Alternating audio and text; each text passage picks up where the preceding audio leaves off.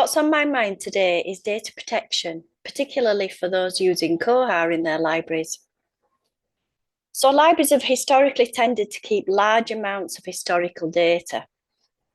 But in fact, the Data Protection Act has always stated that personal information should be stored for no longer than is absolutely necessary. Libraries may have been obtaining consent via user registration too, but you should still check that this is current and that you can provide evidence of it if necessary. As well as personal data, what books the user has borrowed or reserved over time could lead to conclusions being drawn about the user's beliefs or preferences, and this suddenly then becomes sensitive data. Remember, even if you've obtained consent by registering them from the library, if you decide to suddenly start emailing them about information or library events or promotions, does your registration really cover that? Again, could you provide evidence that you've asked? If your academic library, for instance, automatically enrolls all students, is this clearly stated in a student agreement anywhere? Is it clear what data is going to be kept and for what purposes? Do they have the right to remove or amend the data? The onus is always on the library to provide clear consent was granted.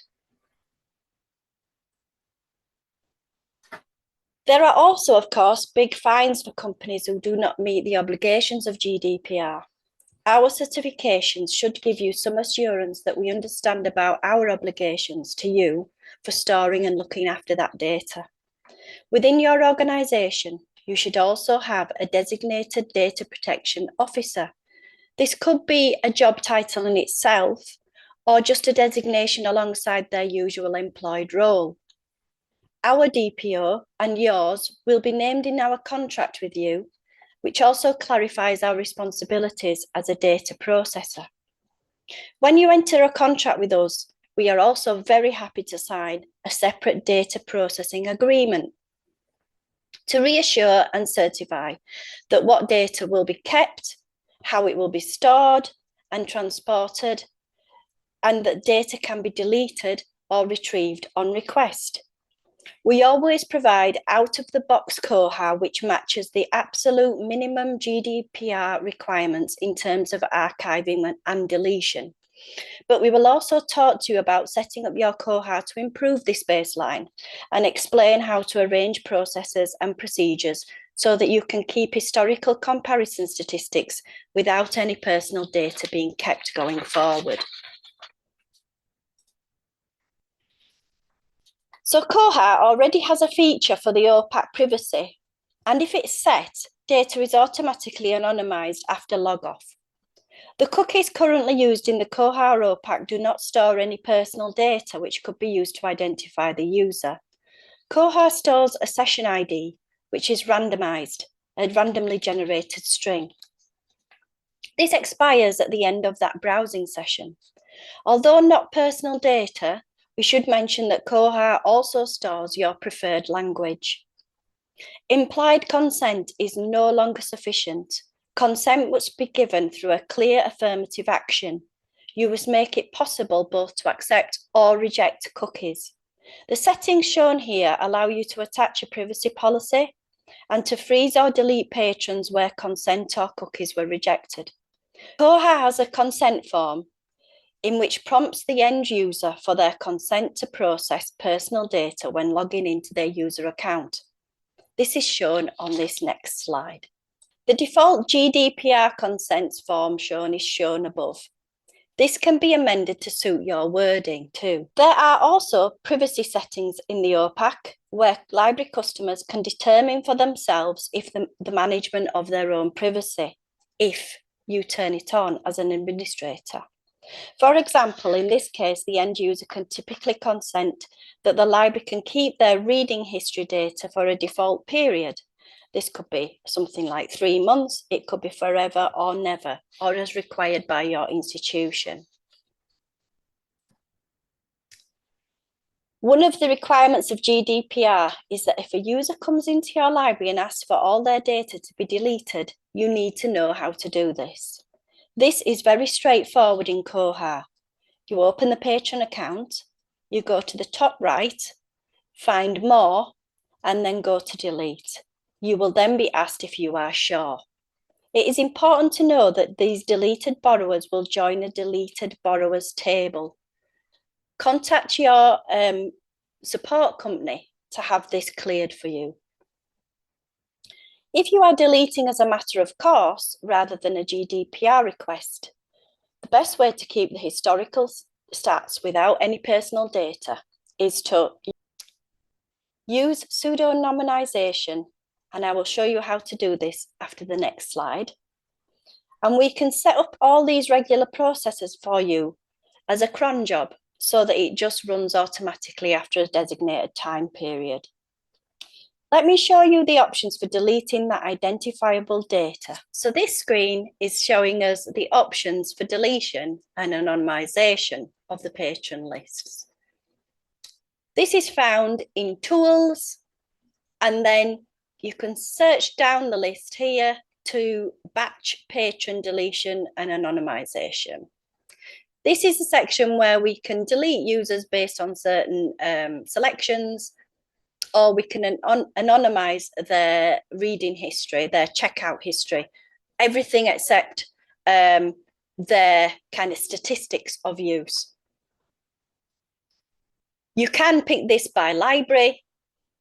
You can use it by people that have not borrowed since a certain period, people whose expiration date has happened at a certain period in time.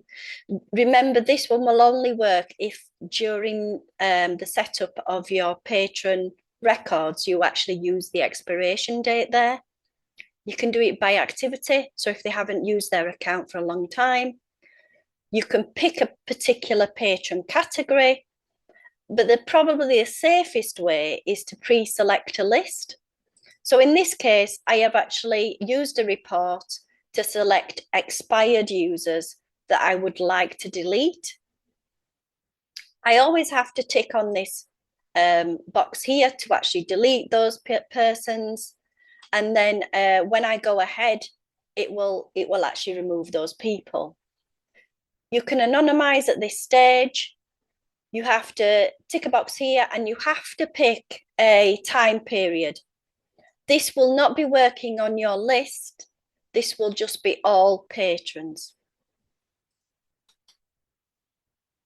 It always gives you a little warning here, telling you how many people are affected. And because I have a small list, it's only 12 patrons, but it's always worth having a look here to check that that's correct.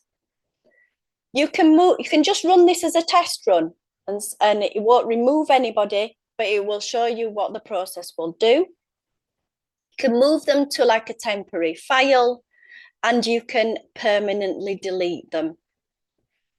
I'm just going to run this as a test run because I don't actually want to remove any of those people at this moment. So it runs through as if it was real and tells you what would have happened during that process. So worth noting, however, that if you delete a user, as we just showed as an example, data about the user won't be in the borrower's table anymore. This includes their attributes, their category.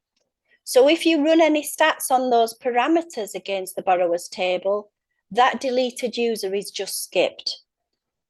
You can still get some circulation stats, including loans by the deleted user, by targeting the statistics table instead. The borrower number won't be there, but the transaction counts will still include them. Please do chat to us, however, about making sure that logs and all other scripts delete related data that you want to get rid of. If you have enabled pseudo-anonymization, you can run stats and the results will include their transactions and the borrower data that you need to retain. Using the system preferences shown here, even when the user has been deleted. This to me is an ideal process. Personally identifiable information fields within the data record are replaced by an artificial identifier. The data record is non-identifiable whilst remaining suitable for your data analysis and processing. The image above shows the system settings. The field selection are those that you will wish to replace with a pseudonym. For example, a public library could retain the borrower type or the home library or even ethnicity for statistics without enabling a way to identify any individuals. We strongly encourage you to chat to us if you're turning this system on. We'll make sure that you have all the appropriate cleanup scripts set up in the background to ensure that all the right data is changed and not stored elsewhere in things like logs. I hope that this has been a useful video for you to check and set your data protection options in Koha, and we'll see you next time.